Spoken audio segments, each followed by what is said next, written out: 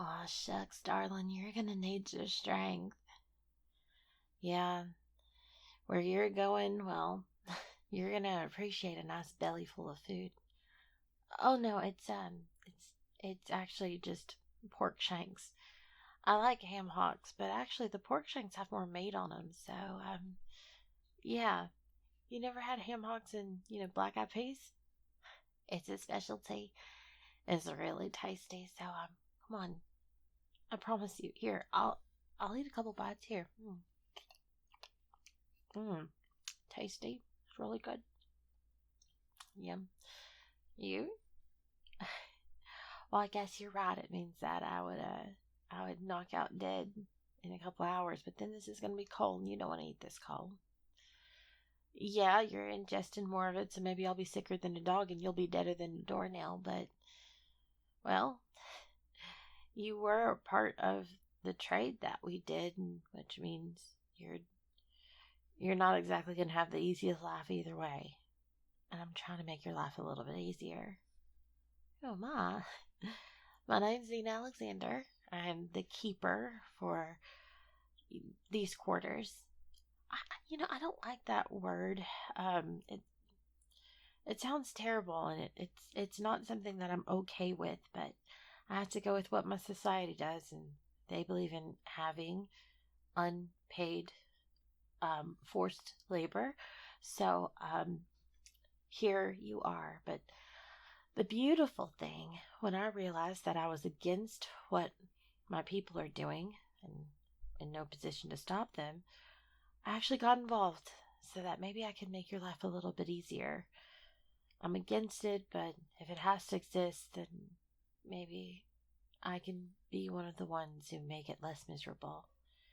So I brought you blankets, some food, and some water. Clean water. A lot of times down here, they like to give you guys whatever makes it down here, which is always water that's in the best of conditions. But I try to keep it clean and cozy and make it to where you guys are going to be fine. I do know. I know. You are a special circumstance. Yeah, I know. My people also believe in sacrifices, and you're not wrong. I don't know why you got selected for that, though. You're not the typical type that they usually do. Well, the idea is that you want to sacrifice somebody. My society really has a big, we're Minotaurs, or Minotaurs, depending on who you're talking to. But, I'm Southern, so we say Minotaur. We, we like big, strong, burly types. And we believe in capturing the best warriors that we can and sacrificing them to appease our gods. But every once in a while, they'll also pick someone who has a really big brain. And I've been told that you were one of the smartest of your people. What? Well, maybe they picked you for being the most humble. Definitely the cutest thing I've ever seen. Look at you. What do you mean? Oh, you think that I'm buttering you up? Hardly. Look at the position we're in. I don't have to be nice to you at all. And I get no benefit from lying to you. I mean, I'm going to have to take you up there whenever they call for you and let them do whatever they decide to do to you. Yeah, it's usually fire. I don't like to stick around for those things, so I don't know. But it's why I brought you a couple of extra comforts, because these last few days should be as nice as possible. So what big brain thing did you do to make your people decide that not only do you need to be out of their village, but send you for what they knew was going to be destruction? Really? Well, that's interesting. So you believe that you know how to make a portal and go into other worlds. Have you done this? Well, I ask because, it'd be really cool if you have done it. But I ask because I've never heard of anyone doing anything and like that at all. And so you couldn't demonstrate to them because you didn't have all the ingredients you needed. What is that on your wrist? Oh, it, so you know a specific kind of magic and you're practicing it. And when your people found out you were, they put that collar on there to take all the power out of you and keep you permanently weak. So what if it were to come off? Can I touch? Oh, okay. No, I won't touch it. How do we get it off of you? Well, I mean, that could be how we save you. If you were able to make this portal to a different world, then my people might be interested in that. And then that would be a way to keep you from being sacrificed. And it would definitely get you out of here. Though I'd be sad to see you go. I mean, I'd be happy that you weren't living in these conditions, but I don't know. You seem really sweet. So, okay. Well, it's gonna be a few days before in theory, it'll be a while before they really try to do anything to you. So, what we could do, beg pardon? Got you. So what we could do is have, listen here. I've got this plan. No. Shh. You're talking a million miles a minute. If we get this bracelet off of you, you're able to display any kinds of magic and to show them that you have a use beyond trying to make our gods happy, then perhaps we can save you. And I just so happen to know some. No, listen to me. I know they're goblins, and I know that they can be little tricksters, but they would probably want to see you perform these tricks, these little magic tricks. Just here. How about you just trust me a little bit? Okay. I'm going to I'm going to send a little messenger to get this off of you and make it to where, well, rather bring the goblins here to where we can get this off of you and make it to where you can display this stuff. And how confident are you? How long ago? 3 weeks? Would you be able to? Well, I don't know how this works. It's not exactly a muscle that I have. All I can do is, charge at people with my horns. And I'm pretty strong. I'm really good at lifting things. And I'm good at tying lots and lots of knots. And, well, I do like me a good riddle. No, I'm not what? I'm not a sphinx. No, like they're the ones that do. No, I'm not. I'm a Minotaur. Weren't you supposed to be one of the greatest minds? Oh, magic. Got you. Okay, so I'm sorry. I didn't mean to have my hand. I didn't know we were both reaching for the bowl. Yeah, I don't know. Your hand felt good on mine. Sorry. Back to the task at hand. So, what would happen if I tried to break the bracelet? Okay. I mean, I have a pretty hard head. That's what our people are known for. What if I were to will it hurt you? I don't want you to get hurt, so here, just hit. There. Oh, look, now we don't even need the goblins. You're free. You can. Oh, no, I just realized something. You're not gonna try to. Listen here. Don't take my kindness as weakness. Just because I set you free does not mean I will not sit you on your butt. Okay. No, I just I didn't even think about it. You're just so nice and honestly so cute. I didn't think about the possibility that you could hurt me if you had your magic. But you also probably haven't practiced in such a long time that you're probably a little rusty and you wouldn't. Oh, thank God. No, it's not that I don't think. I might be a Minotaur and I might be a little dangerous, but I don't like to hurt people. I want to be better. I want to be powerful, but not need to ever use my power.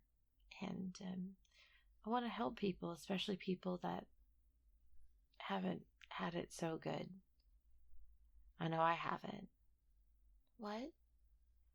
Well, I've always been seen as weak by my people because I don't want to fight and I don't want to do the things that they tell me I should do. And so my family isn't they're the biggest fan of me. It's always been a bit of a problem. I'm just trauma dumping on you at this point. I'm so sorry. Anyways, I just I like it here, and I just anyway. I guess you're free. You're free. You can run away. You can what? No, goodness, I wouldn't get in trouble because you were gone. We have so many others. Even if they were to get a little miffed that you escaped, I could always just blame it on the Fey magic that didn't hold you very well. We're Minotaurs. We're hard-headed and we're strong, but not so good in the holding back someone from magically shooting out of a window, you know. So why don't you go catch a broomstick and just shoot right out there. Head on up to the moon, first star on your left. What? Never let. I am a lost boy from Neverland, usually hanging out with Peter Pan. And a boy will go play in the woods. No? Don't know the song? No worries. Okay. It was just a Peter Pan reference. Because you gotta get back home. You're a lost boy. Run, run, lost boy. They say to me, away from all of reality. Neverland's home to lost boys like me. Lost boys like me are free. No? It's a song. It's a really good song. It's cute. You're not leaving. What? You want me to go with you? No, I am very much stuck here. This is my home. This is where I belong. Well, no, they're not the kindest to me, but they've allowed me to find the thing that makes me happy, and I have found a way to be happy amongst them. Why would I leave that? Find people who appreciate me, yeah. Okay. Every time I find someone I think is going to appreciate me, it falls apart. So I just stay here in my little hermit hole, dealing with the people who pass by here, like yourself. Help them try to find better situations, figure out what they're skilled at, and so I can get them highly skilled forced labor jobs so that they'll be very valued and treated very well where they go. At least I try my best. I'm not always successful. And I feel like I make a difference in the lives of the people that pass by here. They don't get to learn too much about me. I learn just enough about them. And I don't know. It's predictable. It's enjoyable. It's my life. What would we do out there? And that's a selling point. Not knowing what we're going to do is a selling point for you. Figure it out is an option. It sounds terrifying. But you know what? Maybe I need to do something that's terrifying in my life. Maybe I need to do something new, something different. Fine. Fuck it, let's go.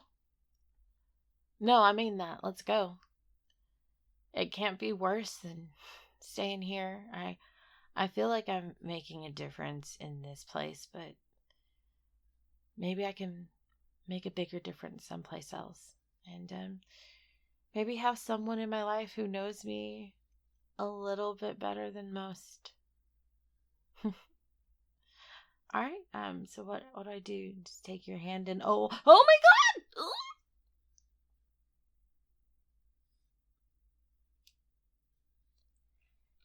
Hey guys, Ian Alexander here. Oh, inspiration for this video. I'm the Minotaur.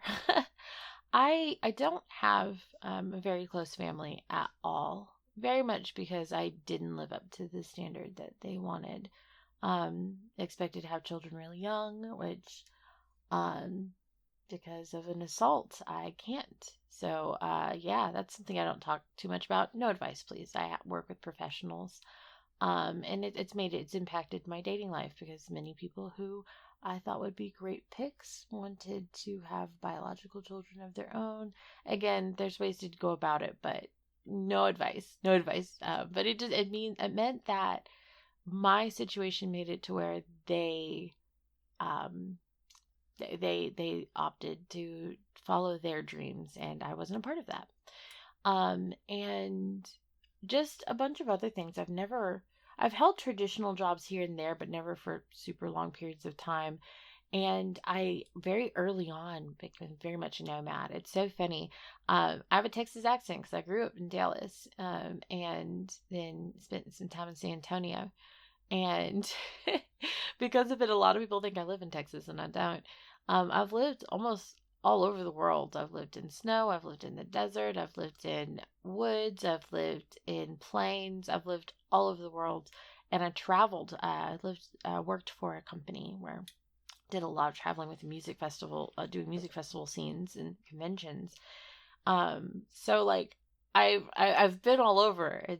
Which is a blessed thing. It's been fun. But a lot of people I know, and even in this channel, there's a lot of people who feel like they know me really well because of these ending stories. But you guys know a part of me. There's a lot that I don't talk about, and there's no way in a 10-minute outro, even if you do 300 of them, in 300 minutes, you can't get to know someone super well. You can't. Very parasocial to feel like you can. Something that I'm having to learn how to deal with the parasocial relationships. It's a lot.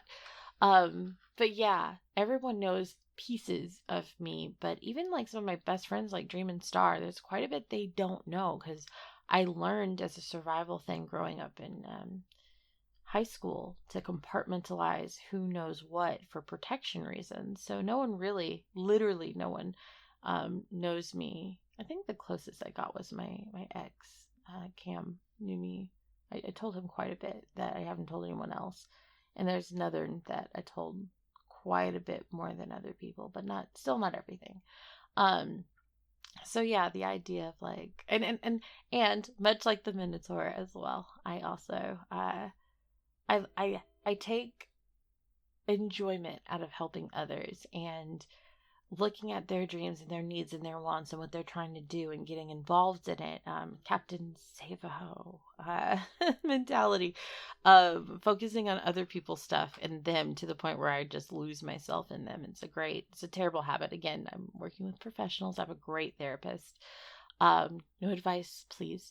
And so the idea, there was a person in my life recently who's like, how about you just give up all of that and just change everything and do something new? And I did, and I did get much enjoyment out of that. Then shortly after that, I ended up making this channel where I kind of do something similar, where I get to learn about you guys and I get to share my stories, and you guys frequently tell me that my stories help you, which is just, oh my God, that blows my mind that stories about my life make other people feel seen and help them process things. I don't know. Um, I hope I'm not actually a form of therapy because I am a little messed up person. But anywho, yeah, that's the inspiration. The inspiration was very much like, okay, it's okay. I've always lived a life of being okay with dropping everything I'm doing and restarting again. But every time you do it, there is that moment of, ugh, are we doing this again? This is scary. Do you rush headlong into it? And I think it was Kryptonim recently told me, like, it's really brave to be able to do that, but I don't think it's brave. I don't. I think it is just, if it's something that you've done frequently because you just got used to losing everything over and over and over again, it makes it less brave and just more almost something that you know intimately and well. Anyways, hi, I'm babbling at this point. I want to say thank you guys so much for celebrating Method's birthday. Happy birthday. She hid it from me. She wouldn't tell me. It was yesterday. And then also, Star's birthday is coming up. Starlet Audio. She is a real life best friend. We've never lived too far apart from each other. I love her more than bacon. Her birthday is on the 6th. If you guys can go show her some massive amounts of love, I really, really appreciate it. Anyways, guys, I will see you in the next video. Bye.